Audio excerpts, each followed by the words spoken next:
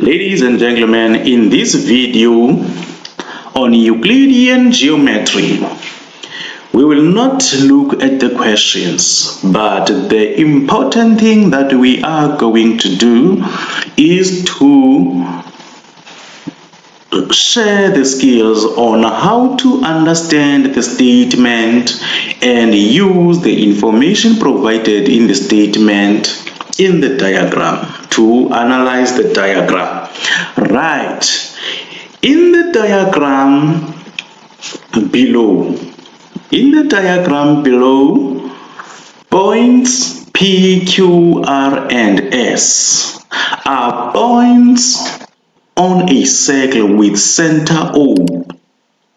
OT bisects chord QR at T, and we can see that when they say points P, Q, R, and S are points on the circle, we can see those are the 4 points that form a quadrilateral. Now that all these points are vertices that lying on the circle, they make this quadrilateral a cyclic quadrilateral. Okay, now PQRS is a cyclic quadrilateral with center O. We have a center at O. OT bisects chord QR at T. We can see that XRY is a tangent to the circle at point R. OZ is produced to meet at Y, where OY is parallel to QR. Angle ROY is equal to 20 degrees and angle SRO is equal to 10 degrees. Chord SZ is drawn. Everything that is said in the statement we can see in the diagram. Right.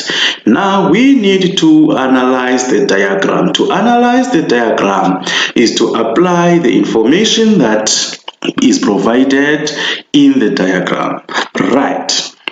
Now considering OY that is parallel to QR. What can we say there? We are seeing angle R3 and angle O1 that are in Z-shaped form. So angle R3 and angle O1 are alternate angles because OY is parallel to QR. Therefore, the magnitude of R3 is 20 degrees. Right. Considering the line drawn from center which bisects the chord, now we remember the theorem which says that the line drawn from center perpendicular to a chord bisects the chord. Now the line has been drawn from center and it bisects the chord, then therefore the line is perpendicular to a chord. Now it makes us know the magnitudes of angles T1 and T2. So each of them is 90 degrees because the line drawn from center perpendicular to a chord bisects the chord.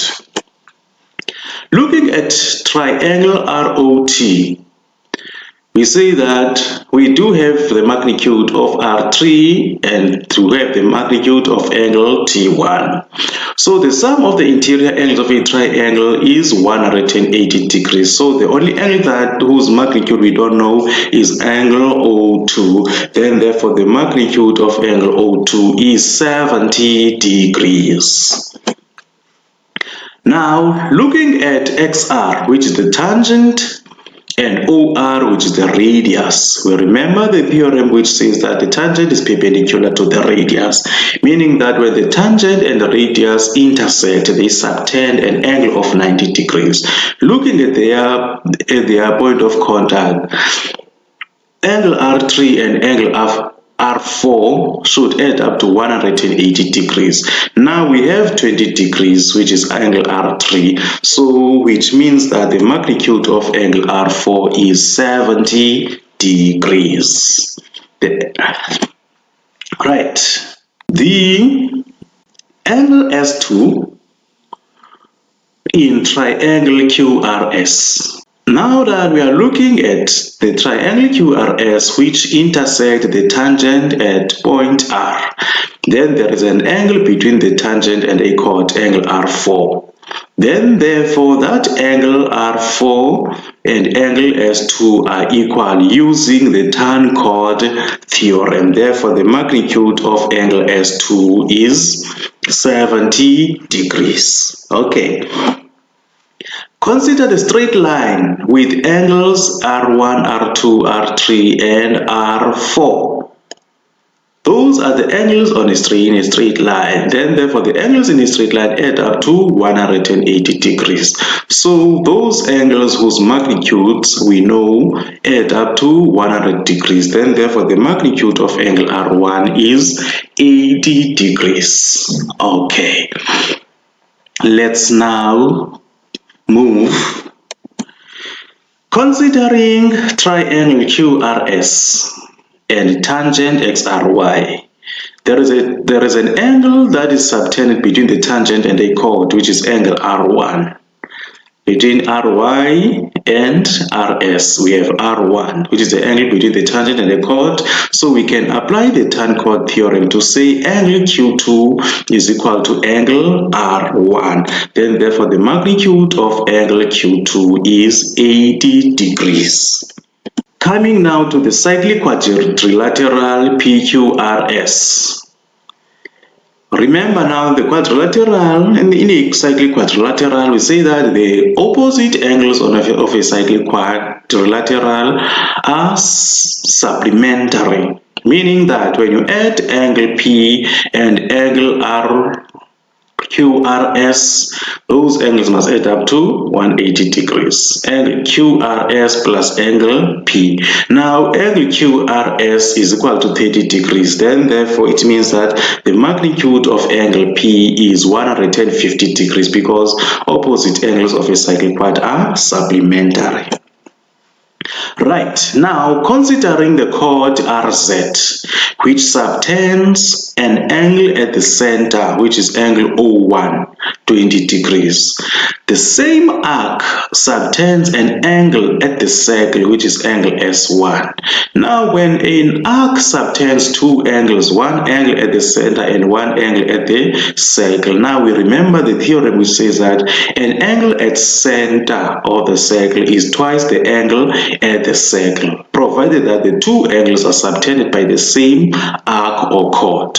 So meaning that if the angle at the center now is 20 degrees, then therefore the angle at the circle is supposed to be half, meaning that the magnitude of angle RS1 is equal to 10 degrees.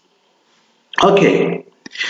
Now, looking at the magnitude of angle S1 and the magnitude of angle R2, they are both 10 degrees each.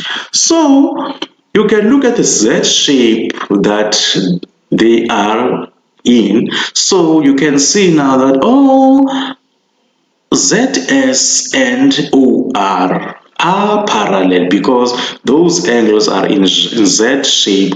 So angle RS1 and angle S2 are equal, R2 are equal. Then therefore, since they are in Z shape, therefore ZS is parallel to RO. Then why do we say so? It is a converse of alternate angles such that R2 is equal to S1.